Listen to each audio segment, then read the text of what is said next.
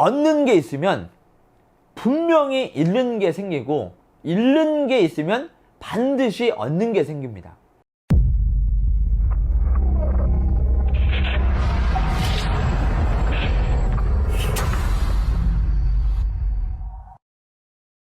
한 가지 계책이 아닌 여러 가지의 계책을 함께 떨어뜨려 가지고 그 계책들이 다 물리고 해가지고 연결이 되는 것이 이제 연환계라는 계책이에요.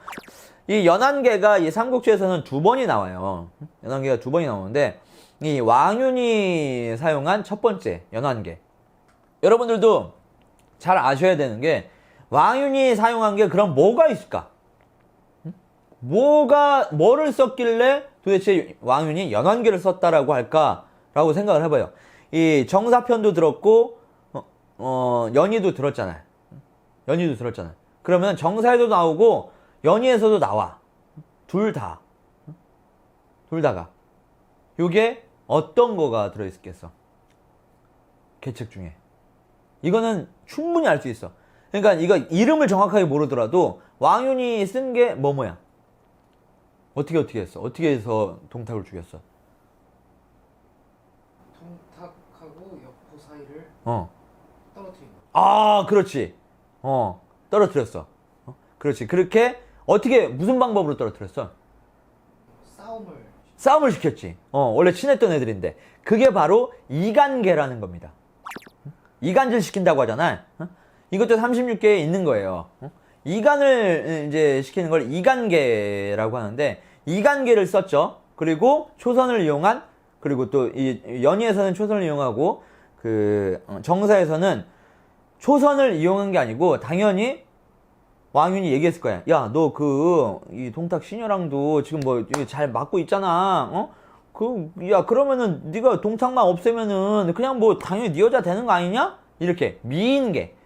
이 여자를 활용을 해가지고, 이 계책을 하는 걸 이제 미인계라고 하거든요. 미인계와 이 이간계를 썼어요. 두 개를 다. 그래서 연환계인 거야. 괜히 잘 얄팍하게 하는 사람들이, 야, 왕윤의 연환계라고 하면은, 야, 연환계 쓴 거는 방통이야! 이렇게 얘기할 때 있거든요. 이런 사람들은, 삼국지 상중하로 봤을 때, 한 하의 상 정도 레벨이라고 보면 됩니다. 하의 상 정도 레벨. 왜냐? 여기서는 연환계라는 것도 들어봤고 방통이라는 것도 들어봤기 때문에 하의 상 정도 되는 레벨인 거예요. 근데 요번 편을 보신 분들은 상 중에 상 레벨을 찍을 수 있게 되는 거예요. 그러면은 나중에 물론 말씀을 드리겠지만 두 번 나온다고 했는데, 삼국지에서 두 번 나온다고 했는데, 첫 번째는 왕윤이 쓴 연환계, 미인계와 이간계를 사용한 연환계가 있고, 두 번째는 이제 적벽대전에서 나오는 방통을 이제 토대로 해가지고 이제 오나라와 이제 유비가 함께, 손권과 유비가 함께 손을 맞잡고 이제 조조를 상대로 한 계책이 있는데, 거기에서도 계책이 이제 두 개가 들어갑니다. 계책이 두 개. 이제 반간계라는 계책과 고육계라는 계책이 들어가요.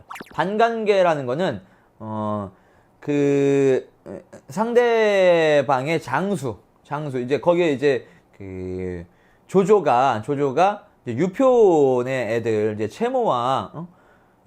채모를 이제 그 흡입을 하는데 이제 받아들여 주죠. 이제 걔를 이제 그 마치 조조가 생각할 때는 제가 배신했다라고 생각을 하게끔 계책을 써가지고, 저놈이 나를 배신한 것 같은데, 그럼 쟤 죽이자라고 하게 이제 조조를 계략에 빠뜨리죠. 그게 이제, 반간계고, 고육계라는 게 있어요. 고육계. 이제 사자성어로도 있대요. 고육지책이라는 말 들어봤지? 고육지책.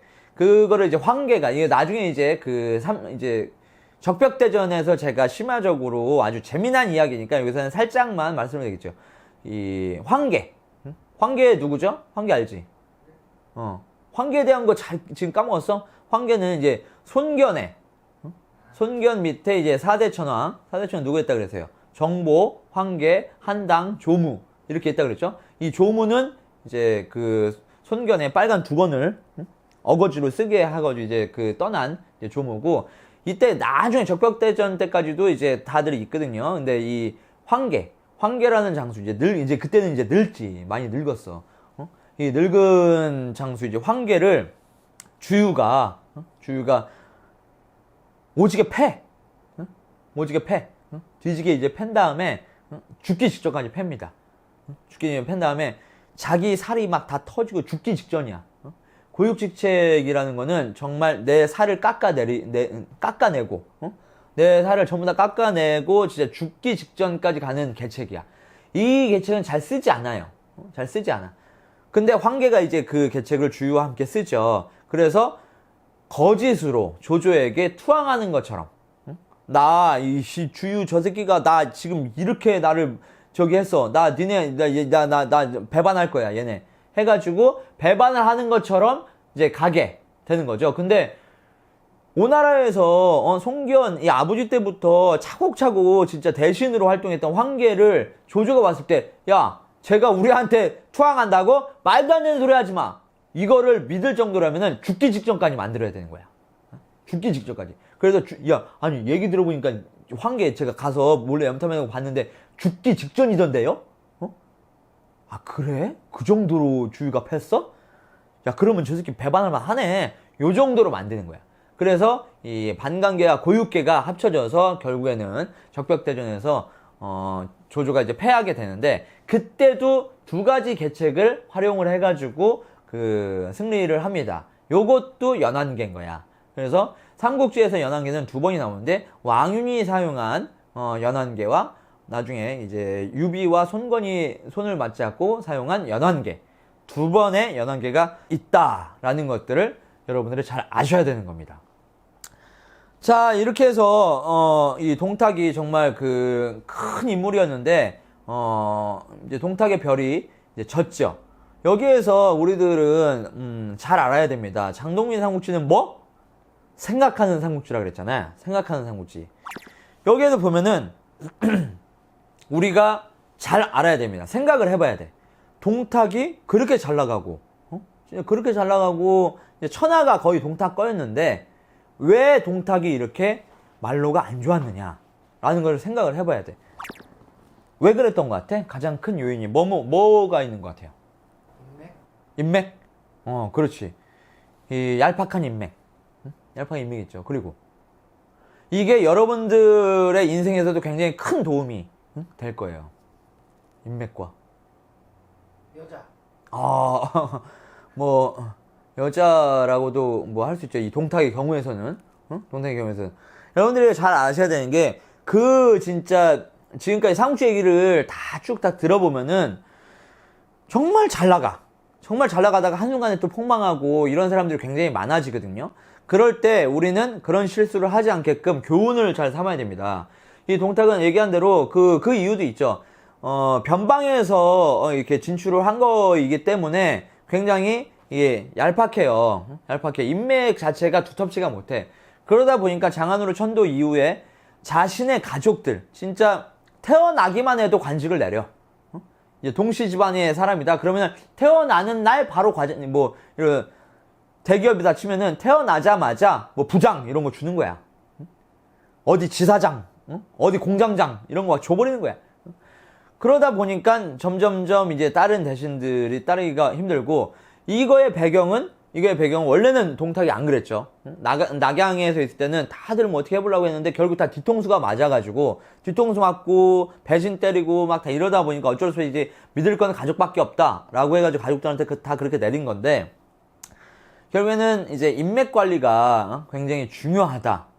인맥 관리가 굉장히 중요하다라는 거와, 두 번째는 얘기한 대로 이제 동탁의 경우에는 방금 전에 여자라는 걸 들을 수도 있는데, 이거는 정말 여러분들도 크게 생각을 해야 되는 겁니다.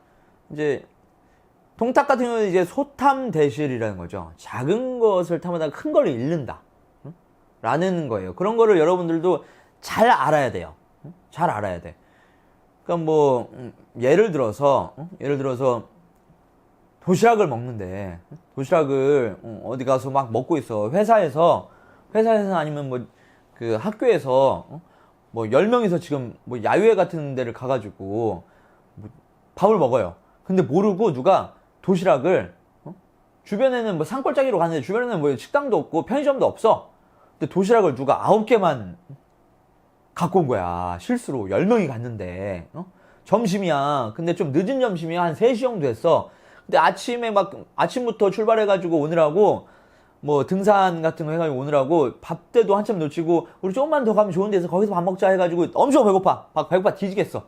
했는데 자 밥 먹자 하고 도시락을 깠는데 9개밖에 없어. 하나가 비어요. 하나가 비어. 그럴 때 다들 나는 먹어야지라는 생각을 할 거 아니야. 나는 먹어야지. 근데 그런 자리에서 만약에 예를 들어서 진짜 배가 고프지만 근데 당번이 있을 거 아니야. 그 도시락 많다던 사람. 야! 네가 사오기로 했는데 너는 안 세고 딴 사람 것만 센 다음에 네 거 자기 빼고 셀 때 있잖아. 네가 한 거니까 네가 먹지 마. 예를 들어 이런 친구도 있을 수 있고. 그러면 자기가 내가 사온 사람이야. 그러면은 자기도 미안하니까 이럴 거 아니야. 아, 이거 내가 실수한 건데 그냥 내가 안 먹을게. 그냥 한 사람씩 그냥 하나씩 먹어. 이럴 수도 있잖아요. 이럴 수도 있고 별의별 사람이 다 나올 거야. 거기에서. 별의별 사람 다 나와. 근데 우리 인생으로 보면은 그냥 그 당시에는 진짜 너무 배고파가지고 이거 도시락 하나 못 먹으면은 죽을 것 같아. 너무 욕심나. 먹고 싶어. 그렇지만 우리 인생으로 본다면은 그거 하루 한 끼 그거 안 먹는다고 죽는 거 아니야. 물론 그 당시에는 죽을 것 같긴 하지. 근데 하루 한 끼 그거 안 먹는다고 죽지 않아. 죽지 않고 그런 자리에서 그래 내가 작은 거 그냥 뭐 탐내다가 자 9개밖에 없다 이러는데 이런 애들 있을 거 이거 내가 먼저 내 거 해가지고 막 벌써 톡톡톡 하고 막 먹는 애들도 있어. 그런 애도 있고 무슨 그냥 뭐 조금 나은 애는 야 그러면 우리 조금씩 그 덜어가지고 하나를 더 만들자. 이렇게 뭐 현실적인 애도 있습니다. 현실적인 애도 있고 막 욕해 힘드니까 아유 하여튼 야 저 새끼한테 뭐 시키면 안 되니까 저거는 하여튼 뭐 일을 하나 시켜놓으면 똑바로 하는 꼬라지를 못 봤어. 야 네가 못 사온 거니까 네가 책임져. 네가 먹지 마 이 새끼야. 이런 애도 있고 나랑 둘이 논아 먹자. 뭐 이런 애도 있고 막 별의별 사람 다 있어. 근데 만약에 그런 자리에서 뭐 누가 막 다툼이 나고 9명이 다 자기는 먹어야 되겠대. 난 이거 하나 다 안 먹으면 죽을 것 같아. 라고 했을 때 그래 작은 거에 큰 그 욕심 부리지 말고 큰 거를 어쩌라고 해서 그래 나는 솔직히 뭐 이런 거 익숙해. 군대에서도 나 굽는 거 훈련 막 일주일씩 하고 행군하고 그랬었어. 난 안 먹어도 돼. 니네 먹어. 괜찮아. 라고 먼저 진짜 큰 그릇인 것처럼 얘기를 하잖아. 그러면 그 9명의 그 환심을 다 살 수 있습니다. 그런 거지. 그러니까 너무 작은 거를 인생이 있어가지고 작은 걸 탐하지 말고 그러니까 이 동탁도 만약에 여포한테 칼 안 던졌으면은 창 안 던졌으면은 여포가 서운해할 일도 없어요.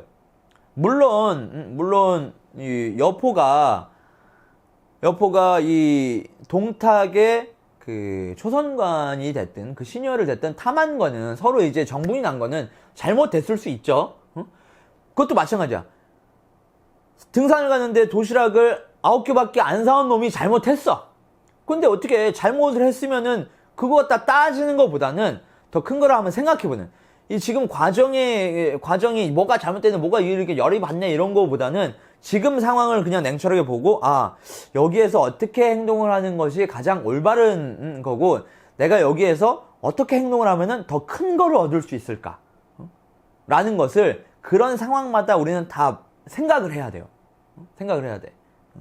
근데 보통 이제 하지 못하는 것이 작은 것에 욕심이 납니다.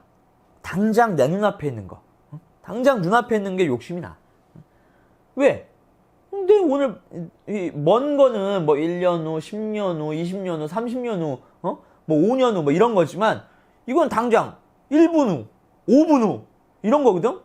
그러니까 사람은 누구나 다 이제 뭐 생각하고 판단하는 동물 이전에 본능이 있기 때문에 본능이라는 게 있기 때문에 그렇게 행동을 할 수 있어요. 순간에 그냥 깊은 생각보다는 짤막한 그 순간의 본능 때문에. 근데 우리 장동민 삼국지를 구독하고 좋아요 누르고 댓글 달고 항상 이제 즐겨 보시는 정독하시는 분들은 그런 생각을 좀 가지셔야 된다는 거 아셔야 됩니다. 제가 늘상 하는 얘기죠. 가장 중요한 교훈, 얻는 게 있으면 분명히 잃는 게 생기고, 잃는 게 있으면 반드시 얻는 게 생깁니다. 그것을 알아야 돼. 만약에 동탁이 그 당시에, 그래? 뭐 내가 좋아하는 뭐 신녀지만 여포한테 그냥 뭐 내가 선임 쓰고, 그래, 이제 니네가 이렇게 뭐 젊은 혈기에 이렇게 정분 나고, 야, 나는 좋다. 내가 좋아하는, 두 남녀가 이렇게 사랑에 빠졌다는 거 보니까 내가 기분이 좋다, 야. 이거 오늘 잔치 열고 바로 오늘 홀래 해라. 니네 진짜 그렇게 몰래 데이트하고 하는데 고생했어. 야, 얘들한테 큰 대궐 같은 집을 하나 해주고, 오늘 바로 홀래를 치러라. 이렇게 했잖아? 그랬으면은 여포는 죽을 때까지 충성하지. 여포는. 왕윤이 만약에 같이 죽일래 했을 때 뭔 개소리냐 이놈들 하고 이제 다 죽였겠지. 근데 당장 눈앞에 그냥 뭐 그런 것들 때문에 많은 걸 잃는 게 아닌가 라는 생각이 듭니다. 그래서 이번에 교훈 역시도 가장 큰 게 사사로운, 진짜 사소한 거에 목숨을 걸다가는 정말 자신의 목이 달아날 수 있는 그런 상황이 우리네 인생에서는 항상 매 순간순간마다 찾아오게 돼요. 그러니까 여러분들도 그런 순간순간에 판단을 좀 여러 번 해보고 내가 지금 동탁의 입장이 아닌가? 내가 지금 여포의 입장이 아닌가? 내가 지금 왕윤의 입장이 아닌가? 이런 생각들을 해보셔야 되는 겁니다. 항상 여기에서 뭐가 따라야 되냐? 자기 희생. 자기 희생. 영화 짝패에서 정말 제가 좋아하는 대사예요. 자기 희생. 어떻게 자기 희생도 없이 승리를 쟁취할 수 있다고 생각을 하는 거야? 난 참 진짜 알다가도 모르겠네.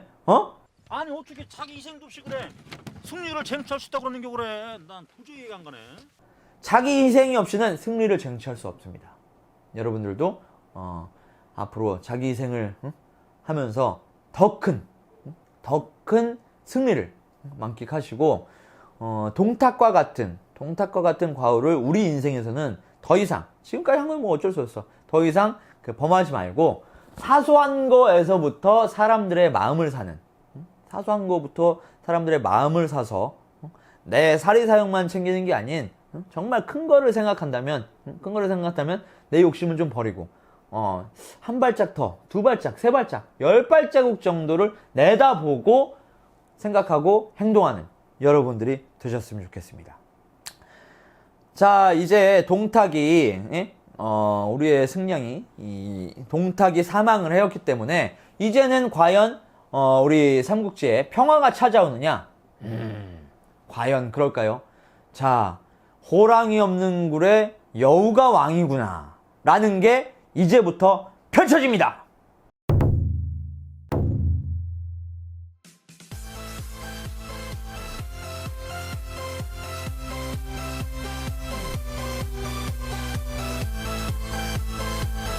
근데 그거 3대 아니 4대 미녀 3대 미녀?